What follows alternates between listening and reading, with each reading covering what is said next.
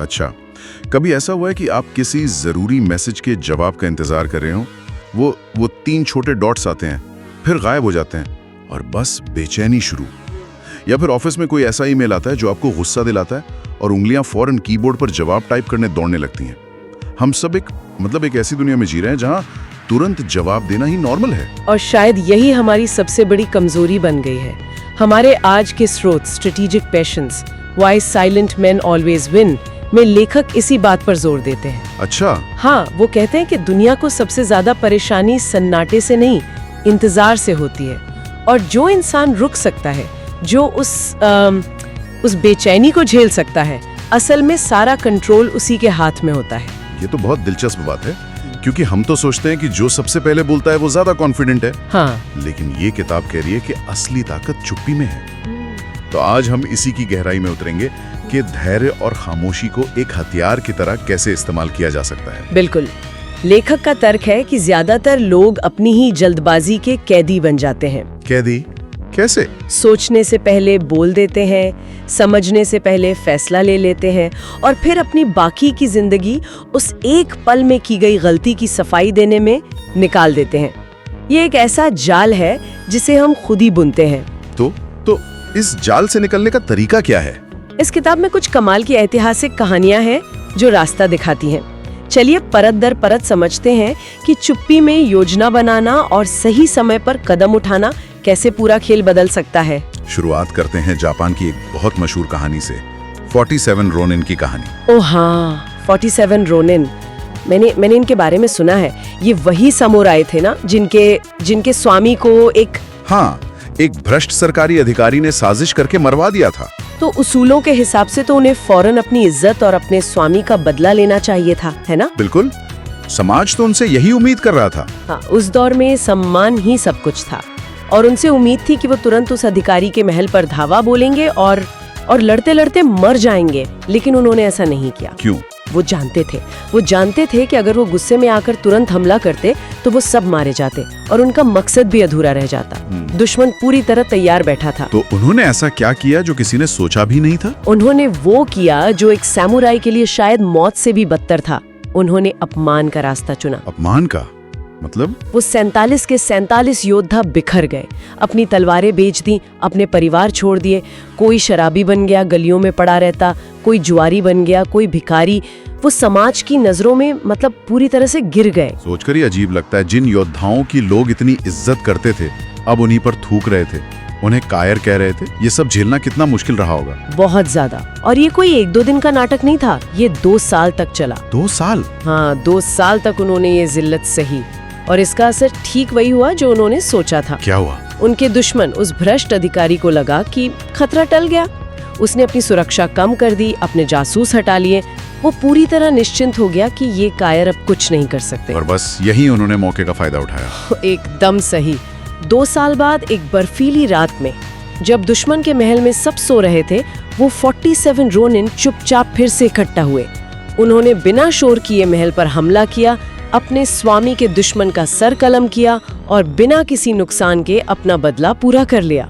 वाह! सुबह होते होते उन्होंने खुद को कानून के हवाले कर दिया। मिशन पूरा हो चुका था। ये तो सिर्फ धैर्य की कहानी नहीं है, मतलब ये तक पूरी रणनीति है। इसीलिए लेखक इसे स्ट्रेटेजिक पेशेंस कहते हैं। एक सोची समझी रणनीति के तहत रखा गया धैर्य।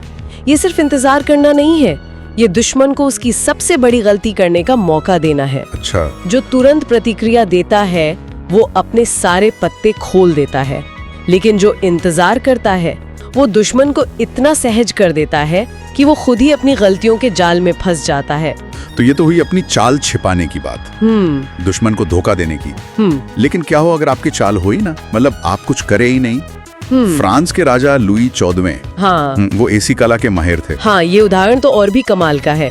लुई 14वां, जिसे सन किंग भी कहते थे, अपने वक्त का सबसे ताकतवर इंसान था।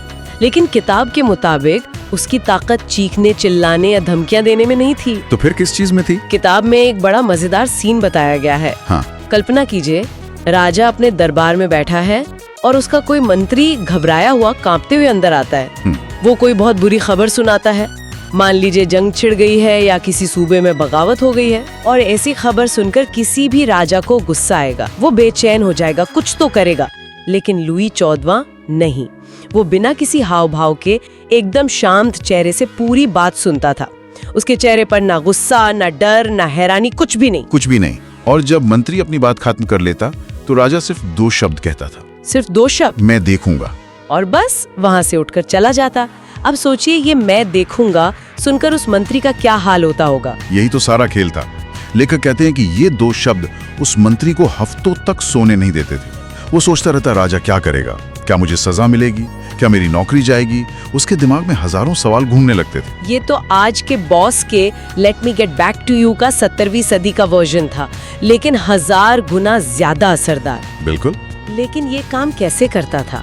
लोग इसे कमजोरी क्यों नहीं समझते थे कि राजा कोई फैसला ही नहीं ले रहा? क्योंकि जब आप अपनी भावनाएं या अपने इरादे जाहिर नहीं करते तो आप दूसरों के दिमाग में एक खाली जगह, एक वैक्यूम बना देते हैं, और लोग उस खाली जगह को हमेशा अपनी सबसे बुरी कल्पनाओं और अपने सबसे बड़े डरों से भरते हैं। अच्छा। उन्हें पता ही नहीं होता कि आप क्या सोच रहे हैं, इसलिए वो सबसे बुरे की उम्मीद करते हैं।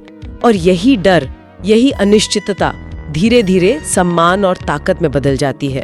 राजा अनरीडेबल था, उसे पढ़ा नहीं जा सकता था, और जिसे आप पढ़ नहीं सकते आप उसे कंट्रोल भी नहीं कर सकते। ये तो बहुत गहरी मनोवैज्ञानिक बात है। तो यहाँ एक बड़ा सवाल उठता है, क्या हर चीज समझा देना, दिल की हर बात खोलकर रख देना असल में एक तरह की कमजोरी है? स्रोत तो इसी तरफ इशारा करता है। और ये जो अनरीडेबल होने की कला है, ये एक और बड़े आइडिया से जुड़ती है, जिसे लेखक कहते हैं हर लड़ाई में ना कूदना।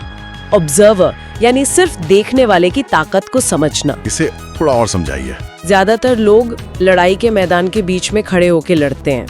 हर तरफ से हमले हो रहे हैं, शोर है, धूल है, और वो हर हमले का जवाब देने की कोशिश करते हैं। जबकि एक रणनीतिक इंसान लड़ाई के मैदान से दूर किसी पहाड़ी पर बने अपने कंट्रोल रूम से सब कुछ देख रहा होता है, वो लड़ाई में उतरता ही नहीं। ये तो सोशल मीडिया पर साफ दिखता है। कोई एक भड़काऊ कमेंट करता है और फिर 100 लोग उसमें कूद पड़ते हैं। अपनी पूरी एनर्जी और दिमागी शांति उसी एक बहस में बर्बाद कर देते हैं। और वो पहला इंसान जिसने कमेंट किया था, वो मजे से सब देख रहा होता है। आपने एकदम सही नस पकड़ी है। लेखक का यही तर्क है, हर अपमान का जवाब देना, हर बहस जीतना, हर किसी को गलत साबित करना, ये सब ऊर्जा की बर्बादी है।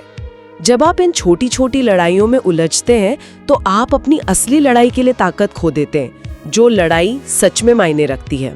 तो इसका समाधान क्या है? क्या हमें सब कुछ नजरअंदाज कर देना चाहिए? में इसे अनटचेबल बनने की प्रक्रिया कहा गया है। एक ऐसा इंसान बनना जिसे फालतू की चीजें छू भी ना सके। अनटचेबल। हाँ, इसे एक मॉडर्न उदाहरण से समझते हैं। मान लीजिए आप एक कंपनी के सीईओ हैं। हर रोज बाजार में उतार चढ़ाव होता है, प्रतियोगी आपके बारे में कुछ ना कुछ कहते हैं, मीडिया में खबरें आती हैं। और ज्यादातर सीईओ हर छोटी बड़ी खबर पे तुरंत रिएक्ट करते हैं, प्रेस रिलीज जारी करते हैं, सफाइयां देते हैं। लेकिन एक रणनीतिक सीईओ ऐसा नहीं करेगा। वो इस रोज के शोर को नजरअंदाज करेगा। वो अपनी नजर सिर्फ अपने 5 साल के विजन पर रखेगा। उसे पता है कि आज की ये खबरें कल पुरानी हो जाएंगी, लेकिन उसका लॉन्ग टर्म प्लान ही कंपनी को आगे ले जाएगा। वो अपनी ऊर्जा इन छोटी मोटी आग बुझाने में नहीं, बल्कि बड़ा जहाज बनाने में लगाता है। वो भावनाओं की रफ्तार से नहीं, अपने प्लान की रफ्तार से चलता है। मतलब धीमा होना कमजोरी नहीं, बल्कि फोकस की निशानी है। आप पैनिक नहीं करते, आप रुकते हैं। आप बोलते नहीं, आप देखते हैं। और यही फर्क आखिर में सब कुछ बदल देता है। बिल्कुल। जब आप हर किसी को जवाब देना बंद कर देते हैं तो लोग आपको उकसाना बंद कर देते हैं। उन्हें समझ आ जाता है कि आप पर इन चीजों का असर नहीं होता। आप अनटचेबल बन जाते हैं। तो आज की इस पूरी चर्चा को अगर मैं समेटूं तो हमने देखा कि कैसे 47 रोनिन ने इंतजार को एक हथियार बनाया, लुई 14वें ने चुप्पी को अपनी ढाल बनाया, और एक समझदार इंसान हर लड़ाई न लड़कर अपनी असली ताकत बचाता है।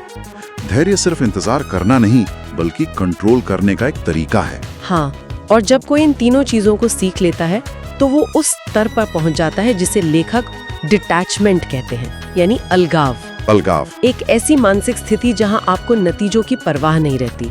आप अपना काम करते हैं, लेकिन आप जीत या हार से बंधे नहीं होते। और किताब के मुताबिक यही सच्ची ताकत का आखिरी स्तर है। हाँ, और यहीं पर स्रोत चर्चा को एक बहुत ही दिलचस्प और सोचने पर मजबूर कर देने वाले सवाल के साथ छोड़ देता है। क्या सवाल है? वो पूछता है कि जिस दिन कोई इंसान नतीजों की परवाह करना छोड़ देता है, उस दिन वो हर तरह के मैनिपुलेशन या जोड़ तोड़ से इम्यून कैसे हो जाता है। मतलब उसे कोई बहकाया डरा क्यों नहीं सकता।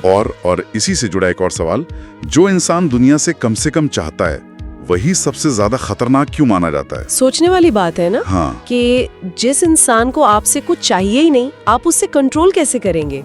जिसे ना तारीफ की भूख है, ना बेइज्जती का डर। शायद असली आजादी और असली ताकत यही है।